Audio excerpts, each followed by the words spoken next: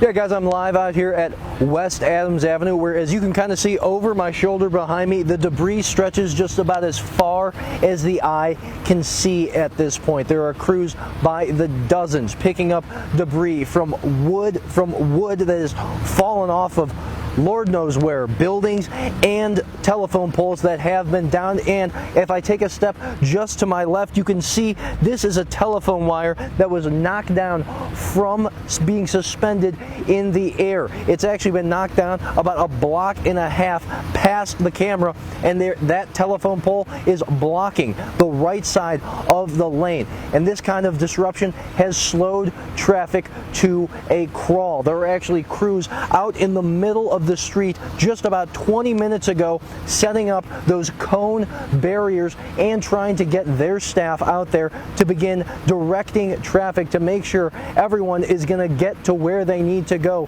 safely, despite all of this debris and destruction that you can see. Now, some of the debris has been removed from the roads to minimize the impact on the traffic traveling east and west here on this stretch of Adams Avenue. And right now we are between North Pea Ridge Road and Old Waco Road. Now, the devastation from this possible tornado is also being felt in some of these parking lots right off the main street. There is just debris, down trees, as we mentioned, chairs thrown into the middle of these parking lots, completely shutting them down and the businesses that are supposed to be functioning inside them. And now there are also, as we mentioned, owners of cars that were left here overnight. I don't know if you can see over my shoulder behind me, that red car right there has its passenger window completely broken out, and as well as the front passenger window, which has been crushed by debris. Just over my shoulder, out of sight from the camera, there is a downed power line on top of 3 vehicles that crews are trying to remove, but remove safely, as there is no rush when there is a live power line in the area that you are trying to remove, as they told me before we got on air.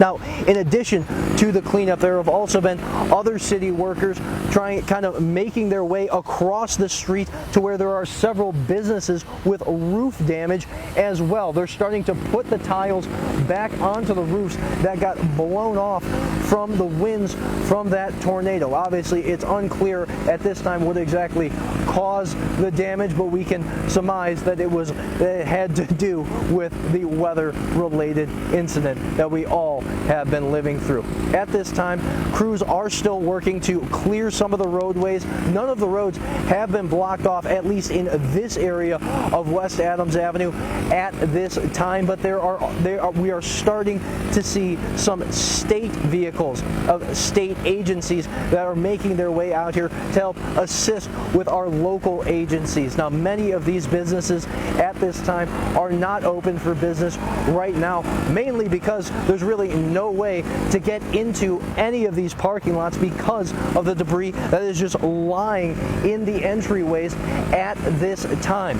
But crews are starting to take a couple of breaks and sort of move in their other workers to take over the shifts. And you can maybe hear that jackhammer. They're trying to remove the remaining part of a telephone pole that is stuck in the ground right now. Just major devastation throughout Temple, and especially on this stretch of West Adams Avenue. And we're going to continue to keep you updated with any information that we may get from the city as it comes in, as we know that press conference did just conclude a short while ago.